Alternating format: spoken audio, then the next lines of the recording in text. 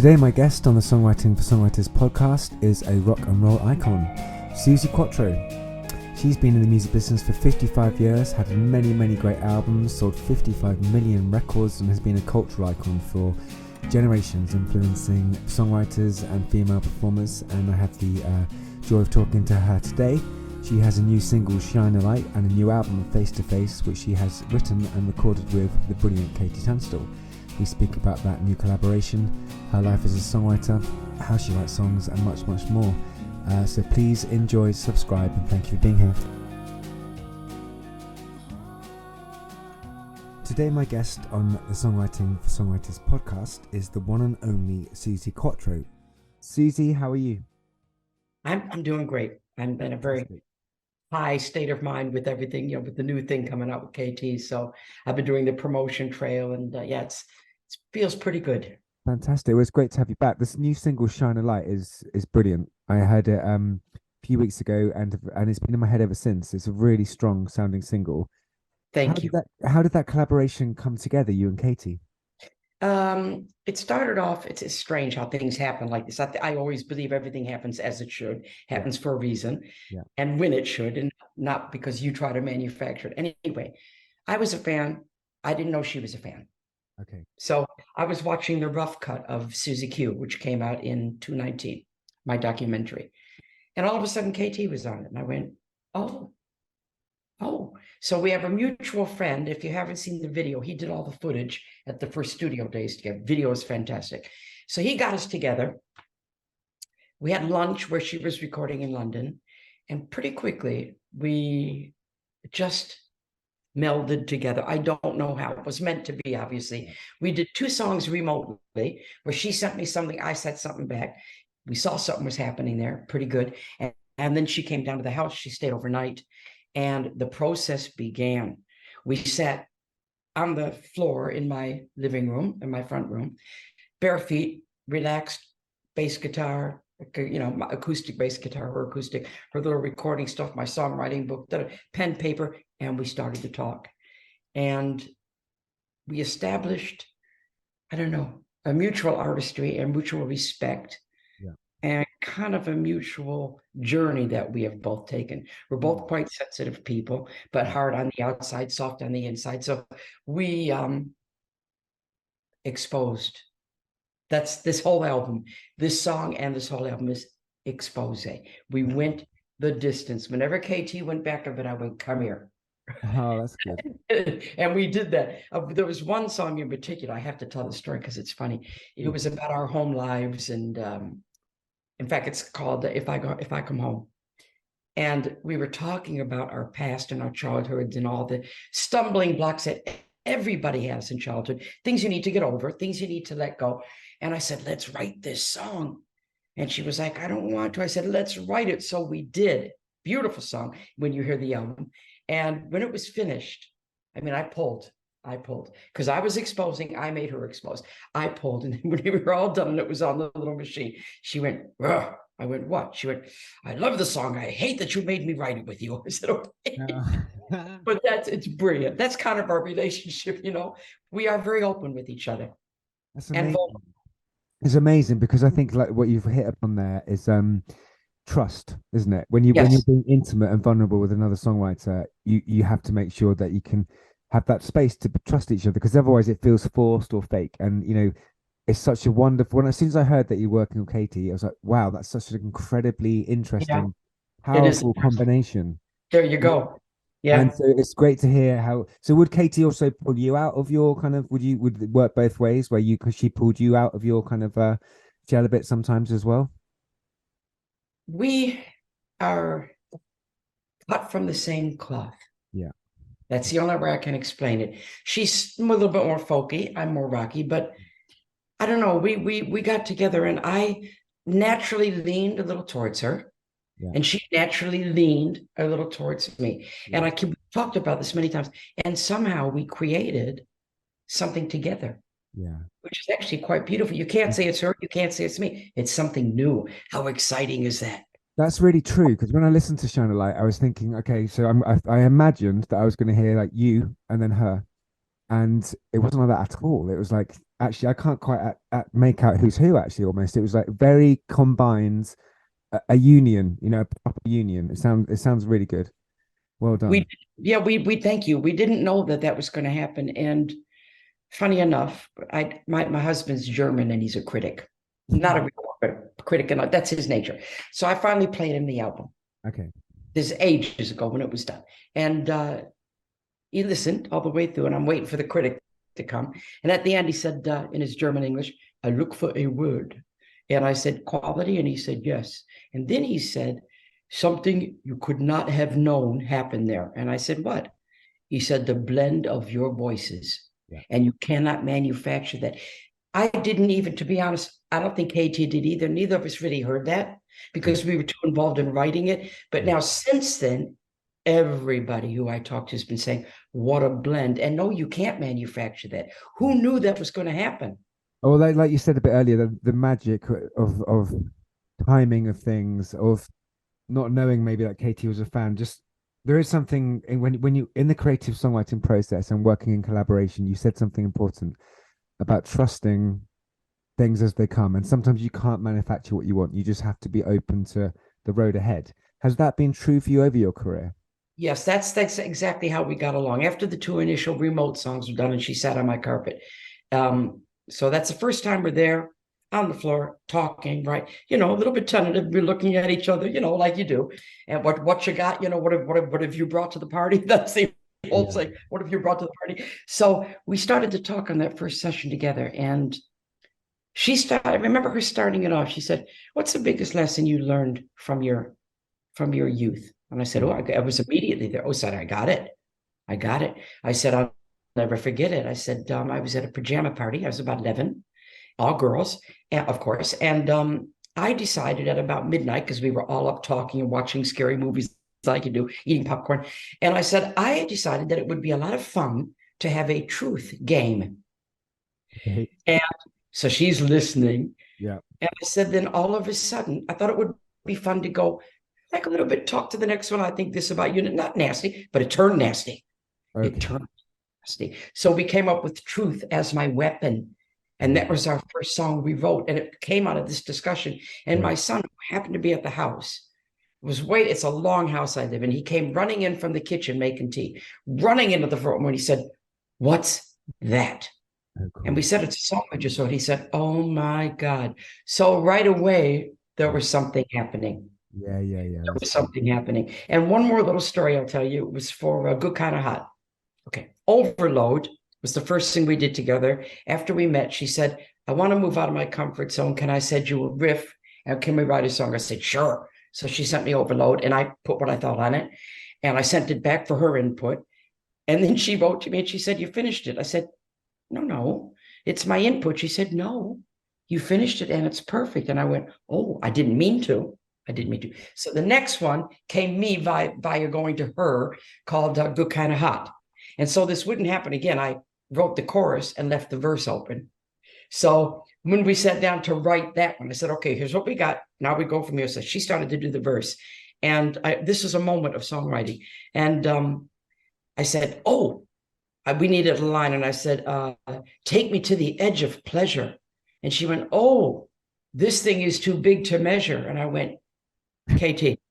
I said, "KT, usually if I write with somebody, they have to catch up because I have a quick mind. Not that I'm extremely clever. I just have a quick brain and it gets, and she went, "Me too." So we write the same. We're in the moment, like boom, and boom, like that, boom, boom, boom. So fantastic, just fantastic. That's absolutely incredible. And do you find is this quite a unique collaboration then you find from? I mean, you've collaborated quite a bit, haven't you, over the years? But this feels like a unique one.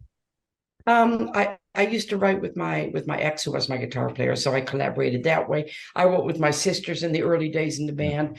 These last two albums I did with my son, They sound writing great. together. They sound Yeah. great. Oh, yeah. Such good albums. Yeah. He put a whole different twist on everything. Yeah. He woke me back up again.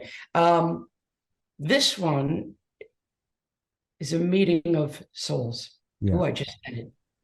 Yeah. She's the first woman you've co-written with. Is that right? Yes. Yes. Yeah. Oh, no. I had another partner. I'm sorry. I wrote quite a few songs with another girl, Rhiannon Wolf. Okay. and there's been some on albums and stuff, but this is the first time I've worked with another artist who's known Yes, sure, and sure. sat down with her, and both in our, successful in our own right, Yeah, yeah, and yeah. sat down with her. And yeah, we're soulmates. I think we are probably soulmates. Yeah. That's so beautiful. What if anything, I'm a songwriter too, so when we work with other writers, there's always something I find that you kind of get from somebody or learn from somebody. So what was it about Katie's writing you love? And if anything, what did you learn from her as a writer? Um, Gosh, we just trade so much. Let me think what it is about. I like that she's quick. I like that I got it. I can be fooling something. I was fooling something on the piano. She was in making something to eat. And she heard me down the other end of the house fooling something on the piano with a bit of lyric from one of my poems called Scars. And I was fiddling around on the piano. And she came down and she went, sit down. We sat on the ground. She said, okay. And she had her guitar out and played her version of what she heard me play on the piano. She's good at picking the bones out of something and turning it into a song. I Nice. can give her a line or this or that, and she knows what's going to work. I don't know what she would say about me. She'd have her own opinions of what it was like writing with me. I don't know. But yeah, we respect each other. We trust each other. That's the most important thing. And we weren't afraid to expose.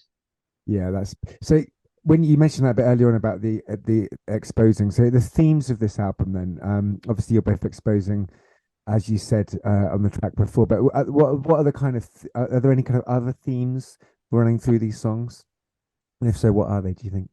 What? I'm sorry, I didn't understand the question. What are the themes of the songs of this album? Are there any Oh, gosh. strong The themes. themes? Oh, the themes they're all serious except for Ladies Room, which is actually very cleverly constructed. We were having a laugh on that one. I said, everything happens in the Ladies Room. She says, it does. So I said, there's always a sign in there about Mary, call Mary for, she said, oh, let's put it in there. We had the process where we would discuss who knows what. We just sit down for a day of writing and we start talking about something would grab hold. And as the discussion was going deeper and deeper, all of a sudden the song just flew out. We Nice. went, oh, like shine a light. Yeah. We were outside for this instead of on my carpet because it was a sunny day. And I remember this moment because it was pretty special. It was quite near the ending of our songwriting for this particular album. And I was talking about something that's very dear to me and my mantra, my personal mantra. And when I got made honorary doctor of music at Cambridge University, I had my speech ready. I'm up there in a cap and a gown, unbelievable. I didn't even graduate high school. So I'm up there in a cap and a gown, ready to make my speech, which I had prepared. And me being me, I threw it off the table. And I Nice. went, right, let's do this off the cuff. Good for And you. I found myself saying that it doesn't matter your age, your color, your sex, your religion, nothing matters but one thing in this life. You all have a light. So you got to go inside, find that light, turn it on, and let nobody ever switch it off. Shine a light on you. And she went, oh, and I went, oh, and we went, yeah, yes. And then to add to that, before we started to write that song, we started to talk about how when you become famous, people are looking to you to see if you've changed. Okay. But actually, you haven't. No. They have. Yeah. They've changed in their attitude towards you. And this is what we discussed at length. And I said to her, I hate that comment that I'm lucky. And that's in there. You can hear me. I said, don't call it luck because it constitutes, I said this to her, it constitutes that you didn't have talent, that you got lucky. And that really annoys me because I don't care how lucky you are. Without talent, you ain't going to make it. So this Absolutely. all got put into the song. That's why it's such a powerful song. And That's the opening line to me sets it up. My attitude to life. Opportunity knocked on my door. I chose to let it in. it's Do you such know, a it's do you know how beautiful. important that is? That you chose to let it in. Good point. Good point. Because you can choose to ignore it or choose to not see it. So that's You a can do. very And you subtle get point. people, yeah, you get people saying that, oh, I never had your lucky thing. Wait a minute. Yeah. Wait a minute. Wait a minute. And there's always going to be a moment where opportunity knocks on somebody's door. And maybe you just didn't hear it. Yeah. Or the other flip side of that is some people are afraid of success. Absolutely. Yeah. Afraid of rejection, afraid of success, afraid of maybe doing the work, afraid of putting yourself out there. It's very true, actually. Yeah, it is true. This Some is people are comfortable staying asleep and playing the victim in their life, and that's a shame. And maybe that's their particular light, in actual fact. You see how I am. I get deep into these subjects. no, but it's great because that's that's I think that's what we do in our own heads as songwriters anyway, don't we? So if we're working with Yes, someone else, that's the process. That's what happens. that's the process. Yeah. So do you find when you're writing on your own, do songs arrive very quickly in a similar way? Yeah, I'm not the kind to write fiction as such. I might write a fun song, but not fiction. I try to only write about what I know. Yeah. I'm very, very, very, very emotional. Yeah. I am. I cry easy. I hurt easy. But the other side of that is I'm able to walk right into the fire, let it burn me, and go out the other side. Beautiful. So that's where my strength comes. I don't stop myself feeling. And people sometimes say, oh, toughen up and toughen up. And I think, no, because if I did toughen up and I turned a cold shoulder on my feelings, there's a good line, I would not be the artist I am. Yeah. And you have to keep that open. I do write poetry. I've got 2 poetry books that I'm working on, a third. So that's very closely related with lyric writing and all that. And I find that I get inspiration everywhere. You often will see me at a restaurant in the middle of dinner. I've said maybe 3 times during this interview things I wished I'd written down. So my antenna's always open. Let's put it that way. And I'm always creating. It's just the way I am wired, Yeah, I'm the same. I feel exactly the same. And do you, I mean, my personal belief is like, if you like, there's a kind of creative realm, a muse, whether you call it God or whatever. I sort of believe, and I've spoken to lots of songwriters on this podcast who believe there's some kind of unknown thing that you're working with, Sure. which might call the muse. Do you feel the same? That is a no-brainer. Yeah, that's a no-brainer. If you're a songwriter yourself, many you call on that energy. Actually, many times you're sitting there. I'll be at the piano. I do a lot of my writing at piano because I play classical piano, and I'll be going looking for the line. Then all of a sudden, bing, and I'll go, "Thank you." Yeah. It's like it gets plucked out of there. I can give you a good example. On my last album that I did with my son, which was very successful, both albums were The Devil in Me. There's a song on there called My Heart and Soul, I Need You Home for Christmas. It was released for Christmas time, but the beautiful video. I was sitting on the patio working on songs. I had built a demo studio, thank God, because the pandemic was on. Yeah. So Richard was out working with machines, which I prefer to work. I'm old school. So he had left the door open. This is songwriting at its best. He'd left the door open. And out came this track with a basic drum beat, a little bass line, and a guitar part. And I went, I did big eyes. It's like somebody shot an arrow in my heart. And I was really stunned. I went, and my songwriter in me knew better. And it said, don't think. Don't engage your brain. Whatever's happening is happening in your heart. Don't think. So I didn't think.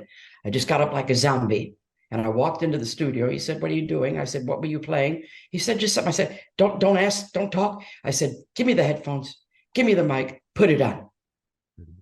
And without engaging my brain, I sang the first 4 lines of the song in a voice I'd never used before. Wow. How cool. What a moment. We stopped the tape and I went, it's like it was already there. Yeah. All I did was read the music. Fantastic. That was magical. I love things like that when they happen. It's spooky and beautiful, and it's what I think keeps us all so intrigued and committed to being songwriters, because those moments of magic are just completely brilliant, aren't they? And again, how about creativity knocked on my door and I chose to let it in? Yeah, that's true. But also, like, the weird thing I like about that story is you had the experience or the kind of wisdom to go, don't get in the way. I think it's experience. Yeah, sure. Sometimes you can overthink something, and when something hits you like that, there is no brain needed, because it's just all feeling. I didn't even these words that came out. I'm going, where they come from? Coming down from Coming down again. And I think it awakened in me that particular track. You'll have to listen to it when we're done. The Motown, the Detroit in me. because it was a Motown-y type feel. So everything I'd ever experienced growing up, it just kind of went. And thank God I didn't think that would not have come out had I thought. Yeah. I just got the old musical shiver feeling as you were telling me that story, which is It's always nice yeah, to. I did too, actually. Yeah. Yeah, amazing. And you have to be aware of these things. You know, You they, do. they don't happen by luck. They happen because it's supposed to.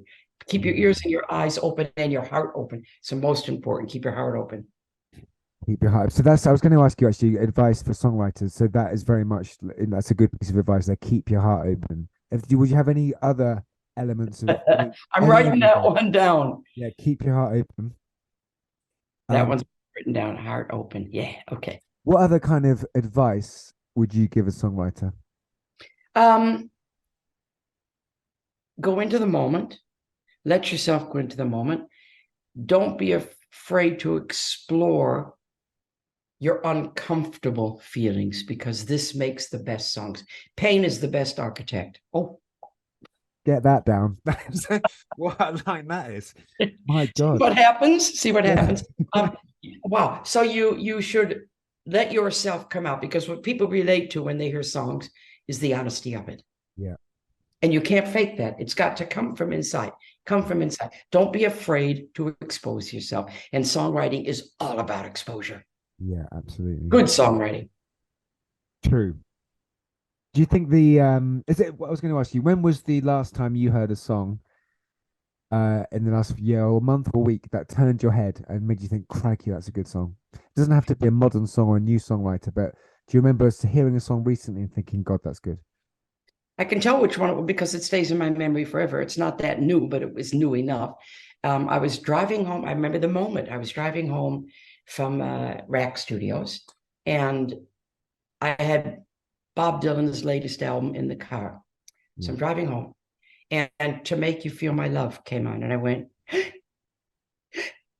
Yeah. it affected me so much that I pulled over to the side of the road. I must have played it 10 times in a row, and I cried my eyes out. Yeah. Never forget it. And I thought I had discovered the song. I didn't realize that Garth Brooks had a hit with it. But that is, to me, one of the most beautiful songs ever written, To Make You Feel Yeah. My Love. Yeah. And it really affected me. Yeah. There's me. I couldn't drive. Yeah. Ooh, Do you know, wow. it's I had it the other day, was watching Glastonbury and Chrissy Hind Pretenders was singing um Stand By You. And I was just, That's it's a good one. sunny day That's a watching good one. Glastonbury. My God, it just went straight in my chest, opened my Yeah, heart. yeah. My God, how could that's so beautiful. The That commitment is in the beautiful. song. Such She's a good friend. She's a good friend. She was in my documentary. I love her dearly. she's brilliant. I first met her when she was working for NME and she did an interview with me Oh wow. in the ladies' toilet, and in the ladies' toilet on the floor because there was no place to go and there was sound check going on. We always laugh about that. Good She's a old good girl. days. She's a good girl. Yeah, she's a great writer, brilliant Yes, writer. she is. She certainly is. Um, you've been an icon, a female icon in the music industry, of which there's more female icons now, but you really were an early female icon. What's the experience like as being a female songwriter in a very male-led industry? It's changing now, I think. There's more. I mean, for me, the female artists are more interesting. But you were a pioneer, I think, in many ways, as a songwriter and as an artist. How was that? And has that changed music industry's acceptance of female writers? There is more females and more musicians and stuff. I will take to my grave the fact that I kicked down the door and did something totally different, which I didn't know at the time that I was doing. Sure. And in fact, it took the documentary again, Suzi Q, released in 2019, and I was going to the Regent's Theatre for the first premiere in England, and I'd never seen it on the big screen or indeed in front of an audience. So I'm supposed to come up at the end, but I didn't. I snuck in and I watched it.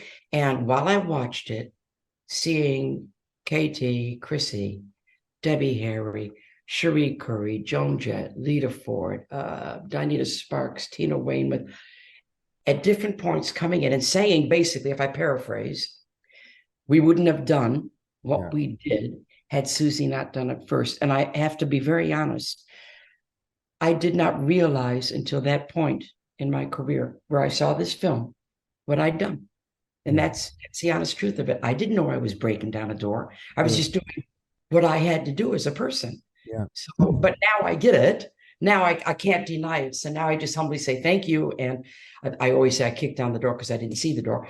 But I will take that to my grave. And I'm proud of that. But I didn't know. I don't pretend to Mm. know that I was doing it. You're just following your instincts, following your heart. Yes. Yes. Yeah, I suppose if you knew if you were given that order by whoever to go and forge the way forward, it would have been a very a heavy burden to carry. But like you said, you were who you were and did what you did. And I mean, it's great. My daughter's 18 years old, and when I told her I was talking to you today, she said, "Oh, stumbling in," and she knows that track from I think the film Licorice Pizza. So again, it's like a whole new generation of girls, Yeah, there is. and My audiences are now, I get screaming girls in the front. yeah, yeah, You know? fantastic. So it's big demographic. I mean, it's Yeah. like people 60, 70. I'm 73 myself, just turned. I'm 16 really. And their kids and their kids, and then sometimes youngsters. Yeah. I was looking down at a little like 8-year-old boy sitting Wow. on his dad's shoulders, singing the words to my songs. Brilliant. Oh, it's hard to keep concentrated. You just want to go, oh, That's thank you. fantastic. So, who were your songwriting influences growing up? Who were the people that made you want to be a songwriter? Um, Songwriting influences. Well, Motown, all the Motown songs had a big impact on me because born and raised in Detroit, plus the bass play. Bob Dylan lyrically had a big impact on me. Um, Otis Redding, big impact. Carole King. In fact, there's a EP that came out last September called Uncovered. 6 of my favorite covers from my youth. And I do a Carole King song on there. James Which one Brown. which Carole King song do you do? Do you remember which? I did I Feel the Earth Move. Oh, great. Yeah. And in September of this year, there will be a live stream announced at the 100 Club.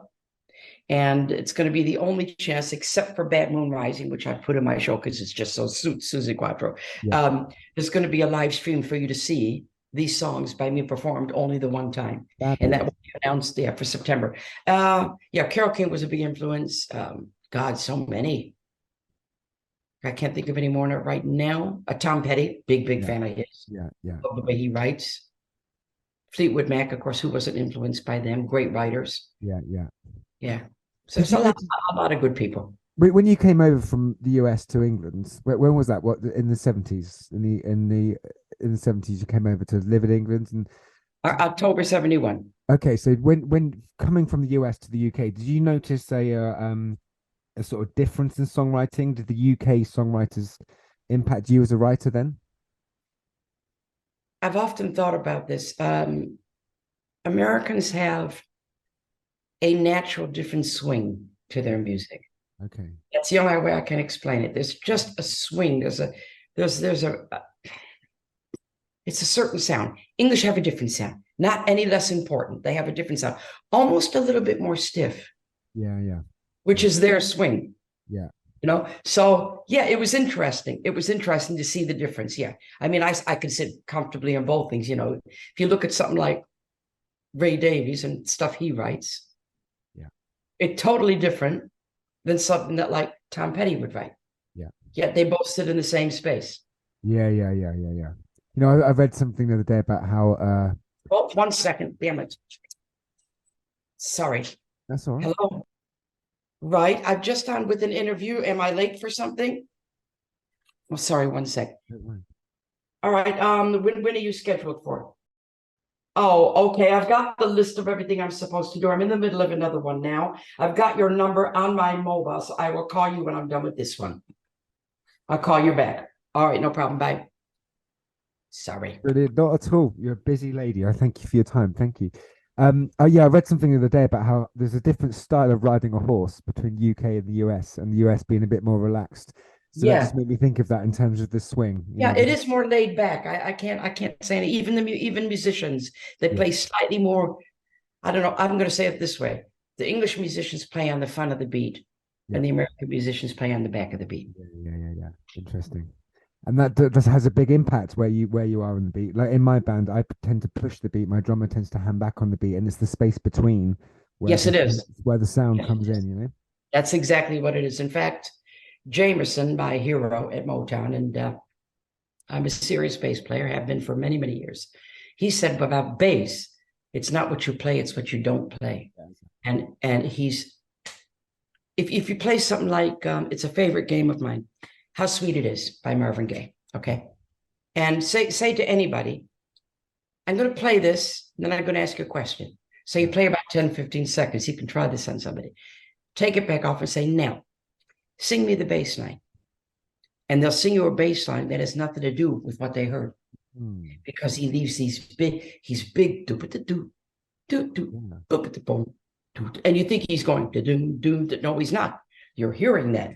That's so it's very amazing. I changed my style because of that when I heard him say that. Right. I mean, I hear that a lot in R&B and hip hop and Motown. Actually, you're right that you think it's doing something. When you listen, it's like, Jesus, that is such a well-pieced arrangement, and it's not. It's a bit like Nile Rodgers sometimes when he plays guitar. It's the same thing where you're going, that riff I'm hearing, he's not playing all the time. He's like, he's hinting at it, you know. So it's the spaces. It's always the spaces. Yeah. I do a 5.5 minute solo, which I've always done a bass solo, but I do a long one now that I resurrected from 1979 that I did in Prague, where they televised the concert.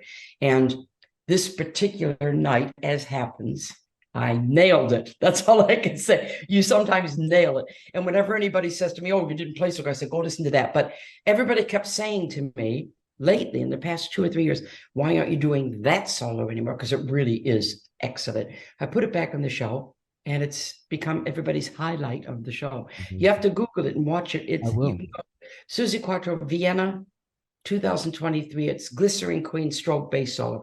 And it's challenging. It's not easy. And it's exhilarating. You're out there. You're out there. It's exhausting.